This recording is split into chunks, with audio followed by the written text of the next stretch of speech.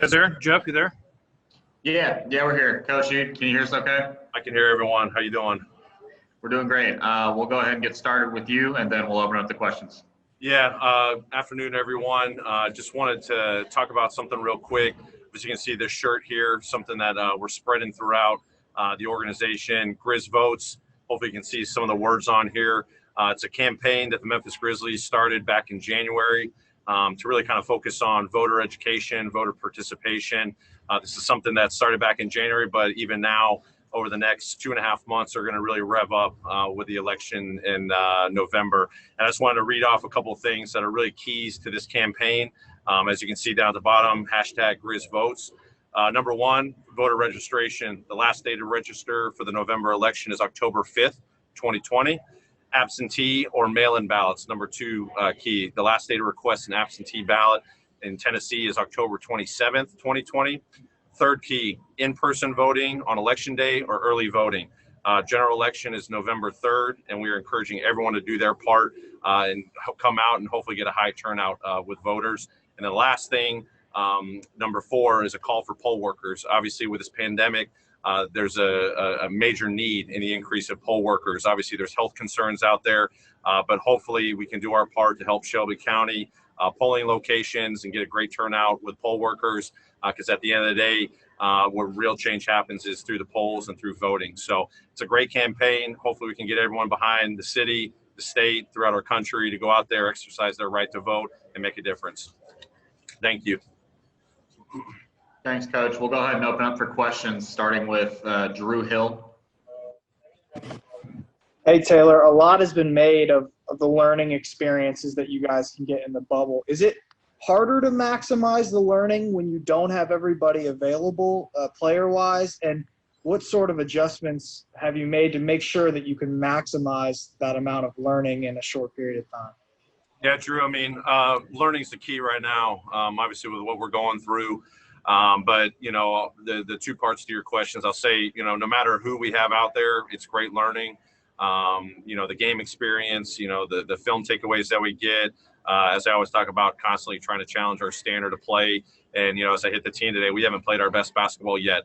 That should be encouraging in a way, because the 7 games that we've played, you know, there's been good moments. There's been, you know, not so good moments. We've learned from it. We've got to continue to grow from it and then put our best foot forward tomorrow. Yes, it does pose a challenge with, you know, number of guys that are obviously key contributors to our rotation that are out, but they can still find ways to learn and grow. Despite, you know, not being out there on the floor, you know, being there on the bench, being there in the locker rooms and all the conversations, team meetings, team film sessions, they get to absorb that, they get to feel that. But yes, at the end of the day, there's nothing better than being on the floor and actually truly experiencing it. So it is a balance, trying to figure it out. You know, whatever situations we're dealt, we're obviously focused at the end of the day on going out there, teaching and learning and growing. You know, with guys in the lineup, out of the lineup, we just got to do the best that we can. And I can say definitely for the, you know, first 7 games and with 1 left, we've definitely learned a lot. Terry Davis. How you doing, Coach? Doing good, Terry. How are you? I know you look at every game as just been another game, but from now on, you never know when it's going to be your last game. So not only being a coach, you also have to be a psychologist. So how do you keep your guys from getting too emotionally involved and keep them on even keel on a regular basis? Yeah, I mean, obviously there's going to be so much thrown out there about the importance of this game. I mean, we all recognize it. I mean, you can read the tea leaves and, you know, but, you know, the message today with the guys is we still control our own destiny. You know, we win, we're in. So that should be exciting.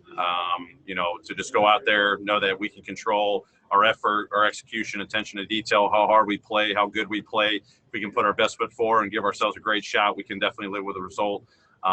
You know, so definitely trying to stay even keeled, not trying to put any extra pressure or you know, do or die, you know, philosophy out there. We just try to keep it really simple and just go out and play basketball, keep the focus on that, you know, try to play the best Grizzlies basketball that we've played all season long in 1 game, and just go out and have fun. You know, when you're still technically in the driver's seat, where if you win, you're in, that should be really encouraging, really exciting and motivating enough. Evan Barnes. Yeah, on that note, you talked about, you know, playing these meaningful games being so important for this team's development. How important is it going to be for this game, maybe helping you guys not just to win, hopefully win tomorrow, but also looking ahead, being in this type of, elimination game situation? Yeah, I mean, Evan, this is a very unique test. Creating this bubble situation, this competitive format. Shrinking whatever we had left, 17 games into 8 after a long break. Coming back and doing a training camp, working all the things that we worked on over the course of the season. It's so unique. But I think there's so much to gain from this experience. Hopefully it's not just tomorrow. We've got more games to play after tomorrow's game.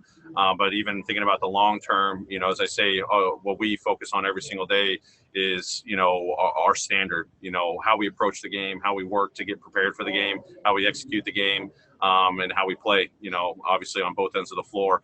But that starts with the individual, that starts with the team. And I think, with the group that we have, they've embraced that since day one, back in training camp, back in the fall.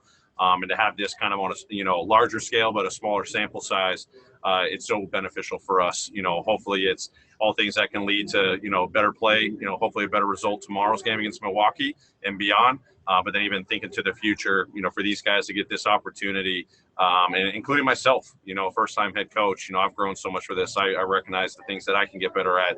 I'm trying to apply that game to game, where you've got quick turnarounds. But for the future, I think we've all benefited from this experience, and hopefully get to benefit even more after tomorrow's game. All right, Coach, thanks for joining us today.